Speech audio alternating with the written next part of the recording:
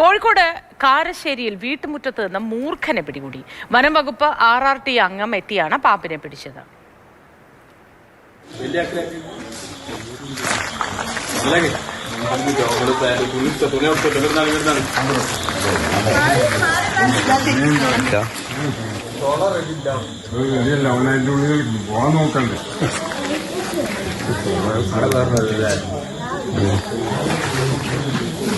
ഇന്നെല്ലാ പാമ്പ് വിശേഷങ്ങളും നമ്മൾ രാഹുൽ കെവിയോടാണ് ചോദിക്കുന്നത്. ആ മേഖലയിൽ നിന്നായതുകൊണ്ട്, കോഴിക്കോടായതുകൊണ്ട്. അപ്പോൾ രാഹുലിനോട് തന്നെ ചോദിക്കാം.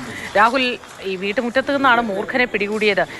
നല്ല വേനൽക്കാലത്ത് ഒരുപാട് പാമ്പ് വാർത്തകൾ നമ്മൾ പങ്കുവച്ചിരുന്നു ജനങ്ങളുമായി. ഇപ്പോഴിതാ വീണ്ടും പാമ്പുകൾ. അത് മഴ സമയത്ത് വീണ്ടും പാമ്പുകൾ യാതൊരു ഇടതടവില്ലാതെ വന്നുകൊണ്ടിരിക്കുന്നു എന്നതിന് തെളിവാണോ?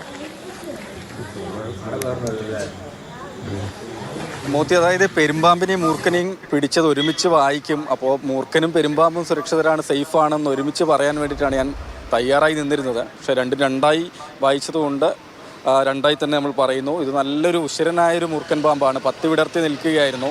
വീട്ടുമുറ്റത്ത് കാർ പോർച്ചിൽ അരികിലാണ് പാമ്പിനെ വീട്ടുകാർ കാണുന്നത്. കാരശ്ശേരി ആയുർവേദ ഡിസ്പെൻസറി ഉണ്ട്, അതിന് തൊട്ട് അടുത്ത് തന്നെയായുള്ള വീടാണ്. ഷിഹാബ് എന്നാണ് ഈ വീട്ടുകാരൻ്റെ പേര്. അദ്ദേഹത്തിൻ്റെ വീട്ടുമുറ്റത്ത് രാത്രി 10:30യോടുകൂടിയാണ് ഇങ്ങനെ ഒരു സംഭവം ഉണ്ടാകുന്നത്. അതായത് കാർ പോർച്ചിന് അരികിലായി മൂർഖൻ പാമ്പിനെ കാണുകയായിരുന്നു. ഉടനെ തന്നെ ഇവിടെയും വനം വകുപ്പിൻ്റെ സ്നേക്ക് റെസ്ക്യൂർ RRT അംഗമാണ് എത്തി പാമ്പിനെ പിടികൂടിയിട്ടുള്ളത്. കുറച്ചധികം സമയമെടുത്തു. അതായത് കുറച്ച് ഉശിരനായ മൂർഖൻ പാമ്പായിരുന്നു. അങ്ങനെ കുറച്ചധികം സമയമെടുത്തുകൊണ്ടാണ് ആ പാമ്പിനെ പിടികൂടിയിട്ടുള്ളത്. അതിനെയും വനം വകുപ്പിന് തന്നെ കൈമാറിയിട്ടാണുള്ളത്. പിന്നീട് വനത്തിൽ തുറന്നുവിടുമെന്നാണ് വനം വകുപ്പ് അറിയിക്കുകയും ചെയ്തിട്ടുള്ളത്.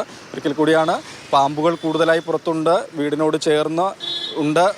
ഒപ്പം തന്നെ ഈ വീട്ടുമുറ്റത്ത് ചെടികളൊക്കെ സൂക്ഷിക്കുന്ന സ്ഥലത്തൊക്കെ ഒരുപാട് പാമ്പുകൾ ഉണ്ട്, ഇറങ്ങുന്ന സംഭവങ്ങൾ ഉണ്ടാകുന്നുണ്ട്. അതുകൊണ്ട് അതീവ ശ്രദ്ധ വേണം എന്ന് തന്നെയാണ് ആവർത്തിച്ച് പറയാനുള്ളത്. ശരി, അങ്ങനെ ശ്രദ്ധ വേണം.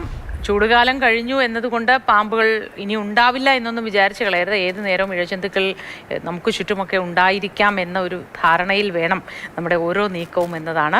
ഇരുട്ടുള്ള തണുത്ത മൂലകളിലോ ഒഴിഞ്ഞ മേഖലകളിലോ പെട്ടെന്ന് കാൽനട യാത്രയായി നമ്മൾ എത്തിപ്പെടാത്ത ഇടങ്ങളിലോ കയ്യെത്താത്ത ഇടങ്ങളിലോ ഒക്കെ ഇത് കയറിയിരിക്കാനുള്ള സാധ്യതയുണ്ട്.